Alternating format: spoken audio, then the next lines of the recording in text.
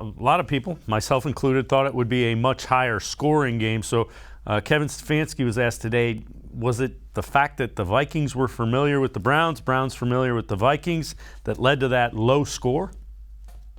Yeah, I don't know. It might have. They did a great job.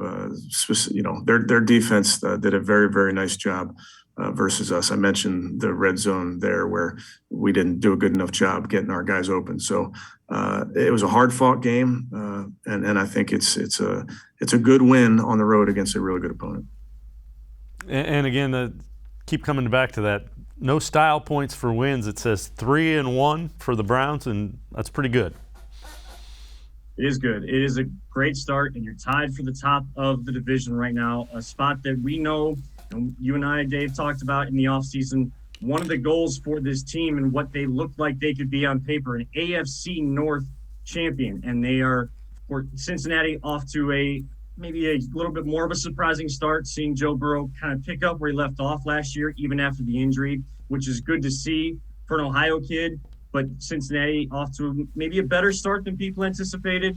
Ravens are doing what they usually do, and the Browns are keeping pace right now. And they haven't really played their best football. They haven't put all three phases together. It seemed like the offense started clicking. It looked like the year two in this offense was really everything we talked about was going to come to fruition. And now with Baker struggling and being inaccurate and trying to find that rhythm again, defense has now picked it up in the last couple of games. So when this team gets all three phases back in order and they're all clicking on all cylinders, it is going to make this team much more dangerous to defend and to beat for all their opponents. So as long as they can get through the early part of the season before they figure out who they are and they can keep pace in the division, they are putting themselves in a great spot early on, only 4 games into a 17-game season now.